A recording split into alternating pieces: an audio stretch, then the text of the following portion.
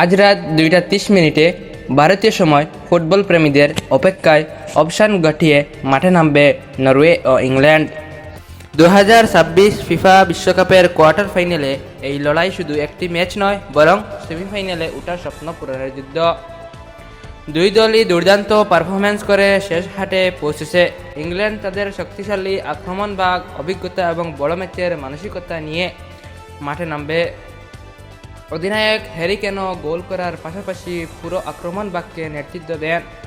তার সঙ্গে রয়েছেন জুড বেলিয়াম, বুকায়ো সাকা এবং আরও বেশ কয়েকজন তারকা যারা যে কোনো মুহূর্তে ম্যাচের মূল গুলিয়ে দিতে পারে।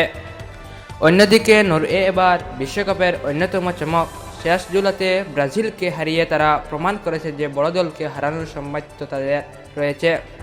নরওয়ের সবচেয়ে বড় শক্তি গোল মেশিন এরলিং হ্যালান্ড। তার গতি, শক্তি, নিখুঁত ফিনিশিং যে কোনো রক্ষণভাগের জন্য বড় হুমকি। মাঝমাঠে মার্টিন ওডেগার্ড দলের আক্রমণ সাজিয়ে তুলবেন। এই ম্যাচে সবচেয়ে বড় আকর্ষণ হবে হ্যারি কেন বেনাম এরলিং হ্যালান্ড। বিশ্বের সেরা দুই স্ট্রাইকারকে লড়াই দেখার জন্য মুখিয়ে আছে ফুটবল বিশ্ব।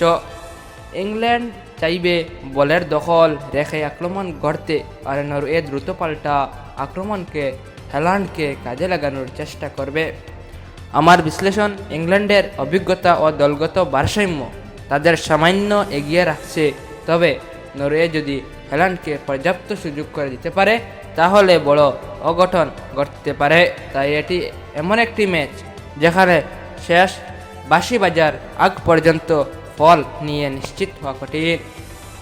ফুটবলের শেষে কথা মাঠে লেখা হয়, তাই আজ রাতের এই কোয়ার্টার ফাইনাল হতে পারে বিশ্বকাপের অন্যতম সেরা ম্যাচ, যেখানে একটি মুহূর্ত, একটি গোল কিংবা একটি বুলি নির্ধারণ করতে দিতে পারে কে যাবে সেমিফাইনালে, ইংল্যান্ড নাকি নরওয়ে।